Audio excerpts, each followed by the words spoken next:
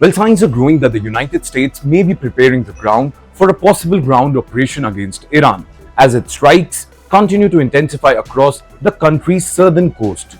In fact, in recent days, US attacks have repeatedly hit strategic locations near Bandar Abbas and other key points along Iran's Gulf frontier, raising fresh questions about Washington's next move.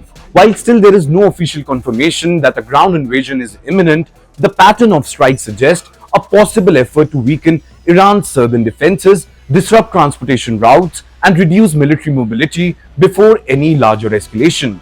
So in this video, we'll tell you how the pattern of US strikes on Iran is not random, and the aim of these targeted strikes might reveal the next phase of this war.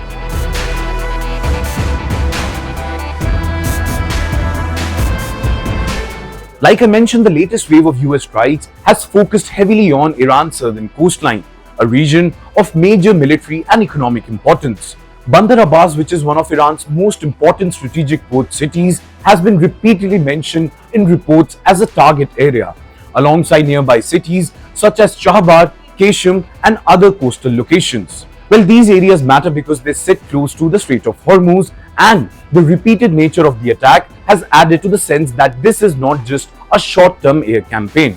Now, according to multiple reports, US strikes have continued for several nights in a row, with explosions heard across the south and new damage reported at military and transport link sites. In fact, Iranian state media have described this as a widening pattern of pressure, especially in areas linked to naval movement and border security. Well, the focus on the south has made Bandar Abbas stand out as a symbol of a wider confrontation.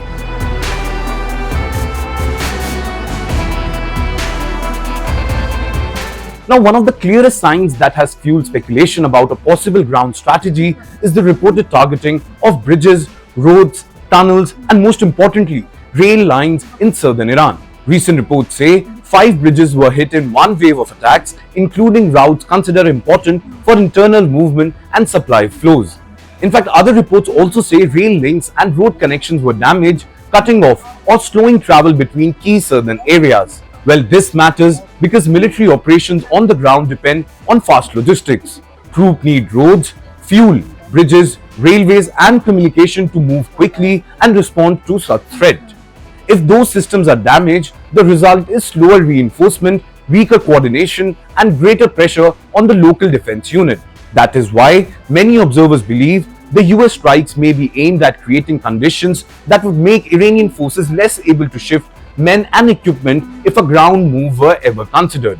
Now, there are also reports that fuel tankers near Bandar Abbas were struck, which adds another layer to the picture. Fuel is essential not only for civilian transport but also for military vehicles, radar systems, and supply chains. And hitting fuel-related assets can deepen disruption without needing to strike frontline forces directly. In that sense, the attacks appear to be designed to weaken the entire support structure around Iran's southern defense network.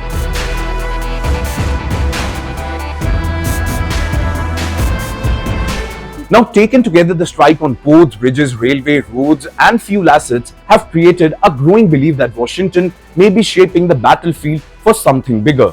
A campaign that focuses on mobility, logistics, and coastal access often raises concern that air power could be used first to clear the way for a later ground phase. Well, that is why analysts and regional observers are now asking whether the US is trying to prepare Iran south for possible ground pressure rather than only trying to punish military targets from the air.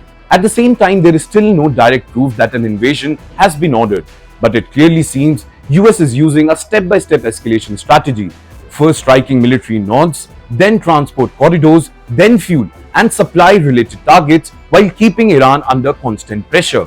This kind of campaign can serve multiple purposes. Well, it can degrade Iranian response capability, send a political warning, and keep Washington's option open if crises deepen further.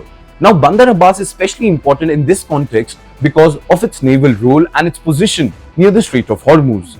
Any strikes around this area are likely to be read in Tehran as more than routine bombardment. Well, they suggest an attempt to loosen Iran's control over its southern defenses and potentially isolate critical coastal infrastructure. Well, at the end, if the current pattern continues, the southern front may remain the most important indicator of whether the US is preparing for a broader military stage. But for now, the signs point to rising military pressure and growing disruption along Iran's southern coast. Whether that becomes a ground invasion or remains an air-driven campaign will depend on how far both sides are willing to go next. Well, with that, it's a wrap on this video. Thank you so much for watching, and I'm Yash Goel signing off for Times Now Digital. Until next time, take care and keep watching this space for more such videos.